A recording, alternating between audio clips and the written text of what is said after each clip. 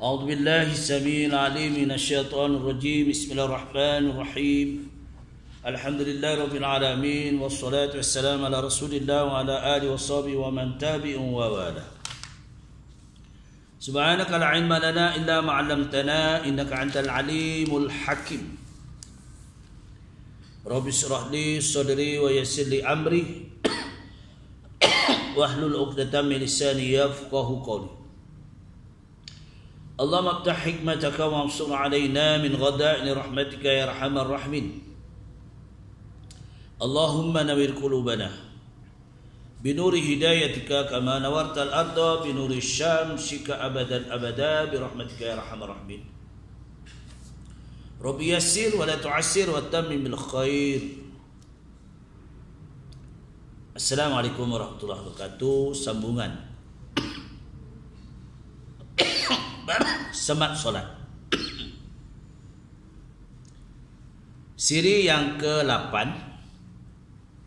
Kita masih masuk dalam rukun solat yang 13 tu, yang terlalu membicarakan tentang Ummul Fatihah, bacaan yang sempurna dengan kaedahnya, cara mewakafkan, iaitu hendaklah tabaqah. Kalau dia gunakan ma'arif di sukunya dengan 2 harakat, maka tabaqahnya pun 2 harakat. Kalau ma'arif di sukunya menggunakan 4 harakat, tabaqahnya iaitu bersamaan 4 harakat. Kecuali pada mak lazim kalimah musaqqal, mestilah dibaca dengan qadar 6 harakat. Baik, kita sambungan hari ini berhubung tentang apa dia, ya. Kalau kita nak tahu hari itu tentang bilangan, ya, bilangan ayat-ayat, kalimah-kalimah dan huruf-huruf Fatihah. Fatihah itu mengandungi 7 ayat, 25 kalimah, ya, 25 kalimah dan 156 huruf. Tu. Ya, kalau dalam surah Al-Fatihah itu dia ada 7 ayat semuanya. Ya, daripada bismillah sampai la waladhdallin ada 7 ayat. Dan mempunyai 25 kalimah, 25 kalimah, dan mempunyai hurufnya 156 huruf. Apa dia bentuk zikir yang dicadangkan sebagai ganti Fatihah bagi orang yang tidak berupaya membaca Ummul Fatihah? Ya, seperti dia tak pandai, ya. Tapi dunia mutaakhir ini manusia sibuk dengan alam maya. Alam maya semakin canggih. Manusia boleh mempelajari melalui, ya, melalui G. Sebut ajalah di mana. Kalau kita petik saja boleh keluar tentang baca Ummul Fatihah. Syekh-syekh yang terkenal membaca surah Al-Fatihah dalam Google. Google. Sebut Google tu, saya nak tahu siapa syekh, siapa baca Quran Ummul Fatihah. Senang. Kalaulah sekiranya tak boleh juga, disebabkan lidahnya itu keras, disebabkan lidahnya itu tak fasih, disebabkan ya, tapi ialah dunia mutaakhir makin canggih, macam-macam. Jadi kita banyak gunakan manfaat Google itu. Kalau Google itu kita gunakan benda yang tak baik, jadi tak baik. Kalau kita gunakan benda yang manfaat, banyak fadilatnya, ya. Apapun zikir dikatakan, apapun zikir harus dibaca asalkan hurufnya tidak kurang daripada 156 huruf.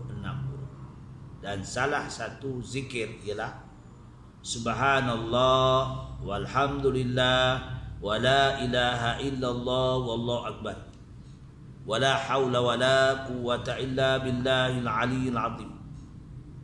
Masya Allah kana ma lam yasha lam yakun.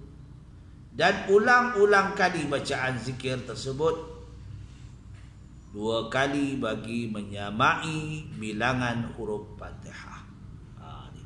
Jadi belajar Fatihah je lah, rukun qauli, ya, Ummul Fatihah. Ya, dia sekarang banyak anak-anak muda, ya, kita boleh tasbih dengan anak muda. Kalau malu anak muda, sawal kawan-kawan sejawat, ya. Jadi kita makin kena mempelajari.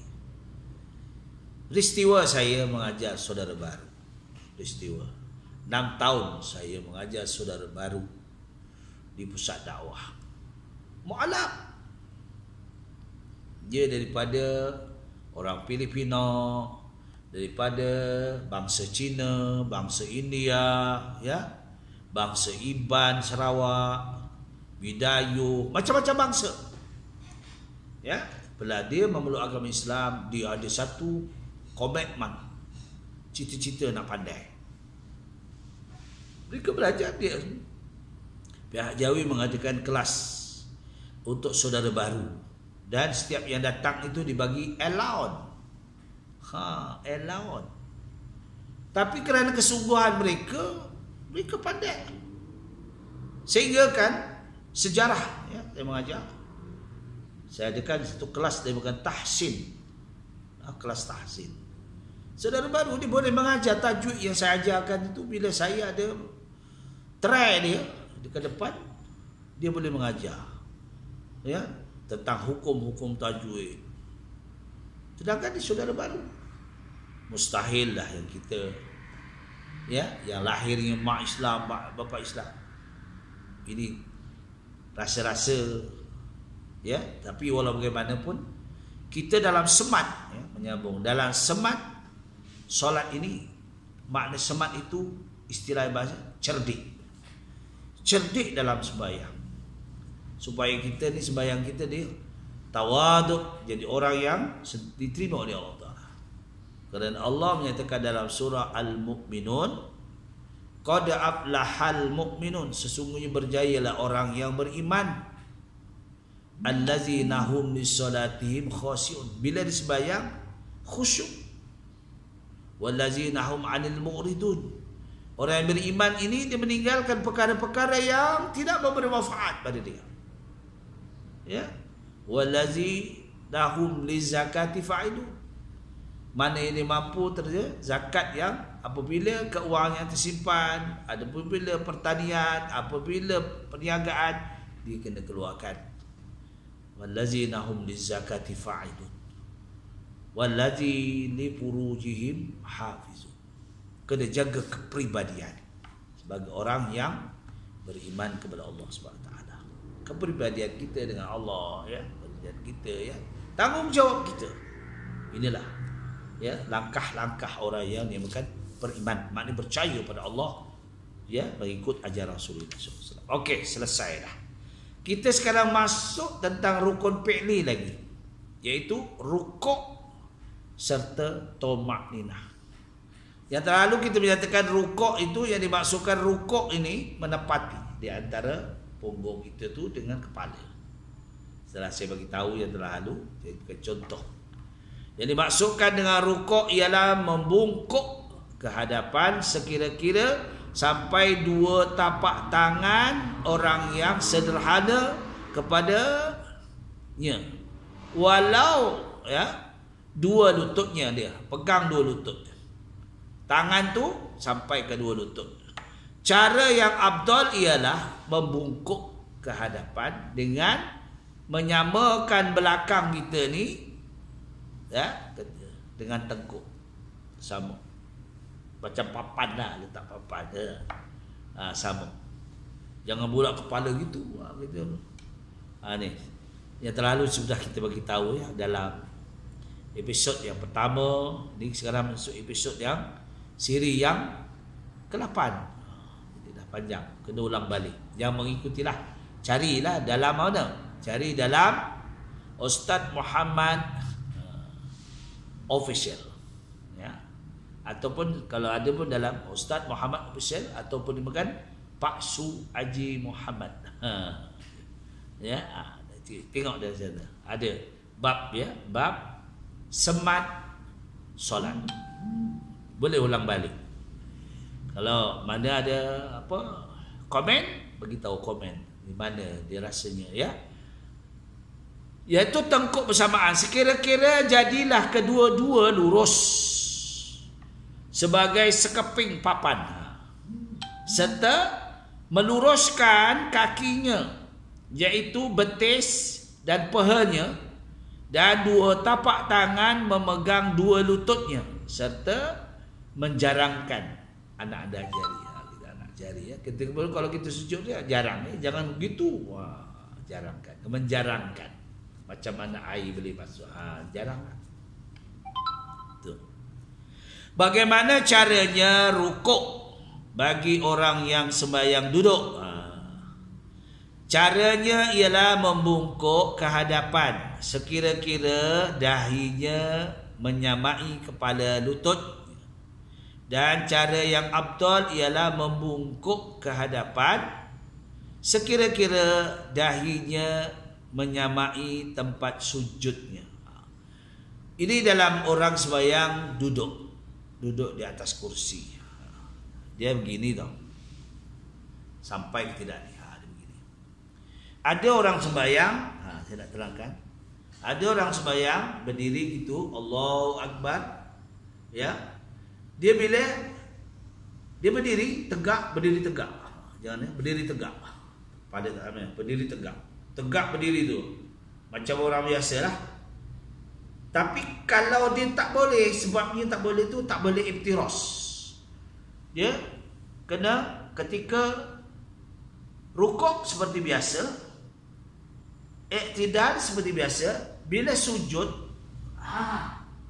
kepala tu kebawahkan, duduk iftirasnya, baru duduk di kursi, sujud lagi. Maknanya punggung tu tinggi lagi. Jadi kalau kita duduk terus baru bungkuk tu, kepala kita masih di atas, punggung kita ke bawah sangat. Ya, ada setengah membolehkan itu khilafiyah. Kalau tak boleh berdiri sangat, tu boleh duduk terus. Takbir je terus duduk, tu memang tak boleh berdiri langsung, dia lemah. Ya, mungkin dia berdiri pun bergeletar, ya tak? Duduk. Ada sebab-sebab lah yang dibolehkan. Namanya rukhsah, ya, kemudahan dalam sembahyang. Islam ni bagus, ya. Ya, kemudahan banyak. Sehingga kan kalau kita sakit pun, kita nak ambil uduk, pakai spray. Boleh. Kita macam pergi Mekah kan, dikhawatiri kita batal. Bila terbatal, kita nak turun ke bawah tu ambil uduk tu jauh. Betul. Pengalaman. Itulah sebab ia tabung haji bagus sebenarnya dekat spray tu. Kadang-kadang orang lain tak faham, dia tengok dia buat ya. Kita terbatal, bila kita batal, kita ambil spray gosok ya, ke spray gosok. Ini kemudahan rukhsah namanya. Kalau kita dalam marid ni sakit dah, dalam sakit hospital ke apa, nak kita ke bilik air, nak keluar masuk jalan pun dah geletar ya.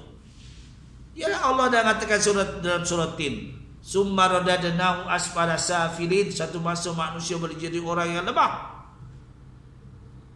Illa allazina amanu wa amilus solihat falahum ajrun ghairu mamnun. Kecuali mereka masa mudanya berjihad, bersungguh-sungguh melakukan ibadah dan amal baik, falahum ajrun ghairu mamnun, sehingga mereka tak mampu nak melakukan bila usia kerana ataupun faktor sakit. Kerana Allah tu, sebab itu ayat-ayat Al-Quran itu memberi satu perangsangan kita. Ya, firman Allah Taala sebagai panduan kita.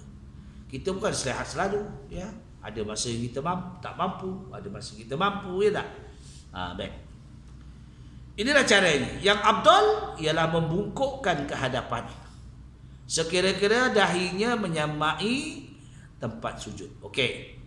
Apa hukumnya orang yang membungkuk selepas membaca Fatihah? Bukan kerana rokok, bahkan kerana mengelakkan sesuatu terkena kepadanya. Tiba-tiba tertekala sampai kepada had rokok, maka dijadikannya rokok. Rokoknya itu tidak sah. Tengok ya. Apa soalannya di sini? Apa hukumnya orang yang membungkuk selepas membaca Fatihah?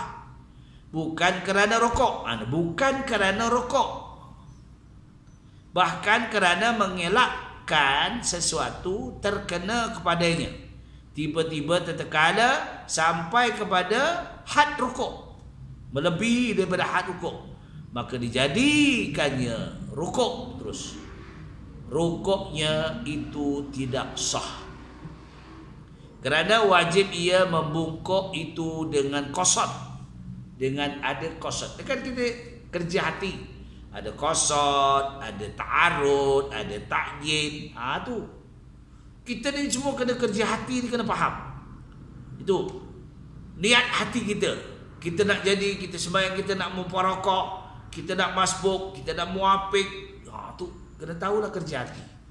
Sebab itu ada qasad, ta'arud, ta'yin. Saya ulang kajilah sikit. Kerja hati. Innamal a'malu binniyat. Setiap yang kita lakukan mesti ada disertai dengan niat. Jadi rukuknya tidak sah kerana wajib ia membungkuk itu dengan tiada qasad.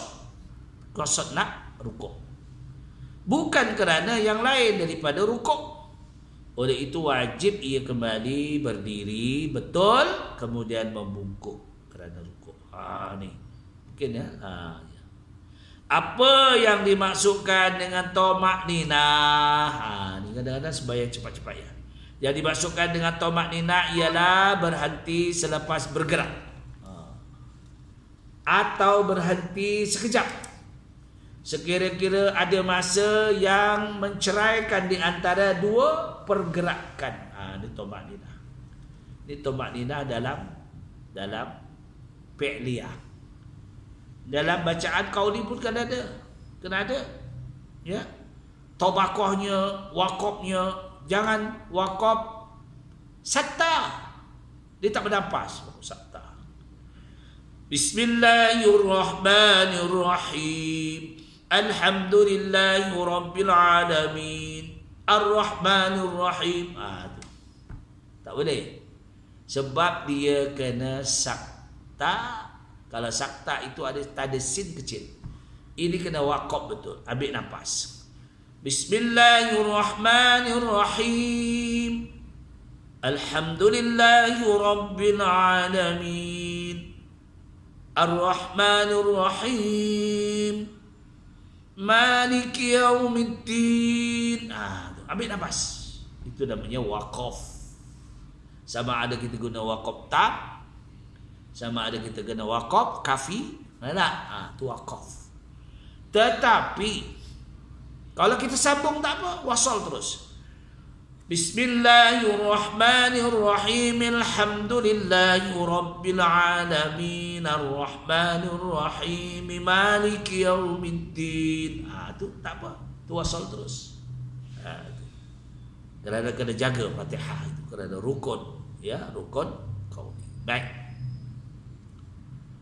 Makna tamak-ninah ini adalah suatu yang berhenti sekejap, iaitu wajib bersentuh sebahagian daripada dahinya akan tempat sembahyangnya, yakni tempat sujudnya kalau disujud, dengan memberatkan sedikit, menekan kepala tu, tekan ya kepalanya di tempat sujud itu, dan wajib meletakkan di tempat sembahyang itu akan anggota-anggota sujud yang lain, dan wajib meninggikan punggungnya. Jangan sujud seperti anjing. Dia kepala tapi dia tak naik punggung. Dia tak naik punggung. Sebab itulah dalam semat ni kena ada praktikal, diperlihatkan ya. Sebab saya seorang-seorang ya, nanti suatu masalah kita adakan kursus semat solat, praktikal dia macam mana, kedudukan sembahyang, lelaki macam mana ya, perempuan macam mana, ni betul. Sebab itu ketika saya jadi guru dulu, saya pergi cek pelajar-pelajar dia, sekolah-sekolah agama ya, tak cek semua tentang solat. Penting sebab itu itu adalah amalan tiang agama. Inna solata tanha 'anil fahsya'i wal munkar. Sembahyang itu yang penting. Bila kita sembahyang itu jaga, insya-Allah kita akan terlepas pada perkara yang keji dan munkar. Kalau sembahyang tak sempurna, usuk pun tidak. Jadi macam mana kedudukan tangan itu saya selalu cek. Ya, masa saya tugas negara Brunei Darussalam, ya, saya cek pelajar-pelajar bila saya buat lawatan ya, bagi kenaziran saya lawatan, saya suruh cek sekolah ni, kelas ni, cek macam mana, jadikan dinamakan practical ya, amali solat. Ini pentinglah budak-budak supaya ingat bagaimana. Kadang-kadang orang sujud telkong macam mana ya, ada yang sembahyang telkong di sini, tu kain sembahyang perempuan lah kata. Ya, lelaki pun begitu, dia tengok je macam. Sebab ini kena. Itu pengalaman saya. Begitu juga saya buat kepada saudara-saudara baru. Sebab dia orang baru belajar, kena tunjukkan yang sebenarnya. Bagaimana sujudnya. Ya, bahunya macam mana. Serta wajib pada tiap-tiap rakaat itu 2 kali sujud. Ya, duduk iftirasnya macam mana. Kadang-kadang orang tunjuk iftiras, kecuali sakit kaki tak apa. Macam tahiyat akhir, dia kena bengkok. Tapi kalau sebab kaki, ibu jari tu sakit, rosak boleh gitu, tak apa. Bukan kena batal. Ni bila orang tengok orang kaki yang macam tu, tak sah tu. Mana? Sebab ni kadang-kadang dia sebab sakit, marit, ya, sakit. Dan kita pun rasa bila dah usia-usia kaki, badan kita dah cegang-cegang tu. Badan tak gebuk macam pun, kalau dah usia naik 50 ke atas tu, kerah badan kita. Sebab itu pagi-pagi kena exercise. Bangun tidur tu kan, alhamdulillahillazi ahyana ba'da amatana wa nusul. Exercise atas bawah ya, exercise. Itu sebabnya orang dulu, para ulama dulu tawajuh pada waktu malam. Bangun-bangun malam itu ya, pukul 3:30 pagi, pukul 4 dia exercise dengan solat. Bila kita sujud lama-lama ya, darah kita berjalan dengan baik. Yang muka kita jadi merah. Betul. Ini amalan-amalan yang membawa kepada kita ya, exercise kita. Bijismi salim wa akli salim. Badan yang sihat mendatangkan akal yang waras. Setakat mana ya, setakat mana maksud ataupun pedoman kepala di tempat sujud, setakat mana? Setakat mana? Jadi dahinya dengan tidak berlapik, wajib bersentuh dengan tempat suci itu, dan kepalanya diberatkan dengan cara tekankan sedikit ya. Itu sebab kadang-kadang orang tekan ni sampai ada tanda ya, tekankan sedikit ke tempat sujud. Sekira-kira jika ditaruh sesuatu di bawahnya seperti kapas, maka didapati ada bekasnya. Kapas itu benda tu ada bekasnya. Jadi sampai begitu ya tahap dia sujud. Apa dia anggota sujud? Anggota sujud ada 7. Pertama, dahi. Pertama dahi. Baik. Kedua dan ketiga, 2 tapak tangan. Perut tu, 2 tapak tangan. Dan perut, anak-anak jari. Keempat dan kelima, 2 lutut. 2 lutut kanan kiri. Keenam dan ketujuh, 2 tapak kaki. Itu bengkok, kaki kita bengkok lah. 2 tapak kaki. Itu sebabnya bengkok, kaki kita bengkok. Nah, praktikal pun tak boleh ya. Dan pada hujungnya tu, anak jari tu bengkok. Jangan gitu. Kecuali dia sakit. Dia ada rasa lah kalau sakit. Ya. Adakah wajib meletakkan di tempat sembahyang itu semua bahagian anggota sujud itu? Tujuh anggota sujud itu wajib diletakkan di tempat sembahyang, walaupun yang diletakkan itu sebahagian daripada tiap-tiap anggota itu seperti bahagian daripada anak jari yang satu, ya, dari tiap-tiap kaki dan tangan itu memadai itu. Adakah wajib selain daripada dahi anggota-anggota sujud itu ditekankan tempat, ya, di tempat tersebut, ya, di tempat tersebut. Jadi adakah wajib? Tidak wajib, ya. Kita mana ditekankan, tak perlu tekanlah letaknya. Jadi setakat itulah perkongsian kita yang sedikit, ya, insya-Allah pada siri yang seterusnya kita berhenti di mana adakah wajib selain daripada dahi anggota-anggota sujud itu ditekan ketika dia sujud. Maknanya tidak wajib, hanya nak sampai aja. Ya, kita akan sambung yang akan datang. Ya, setakat itu perkongsian kita. Aku liqauli hadza sabran wa lakum wa billahi taufik wal hidayah. Wassalamualaikum warahmatullahi wabarakatuh.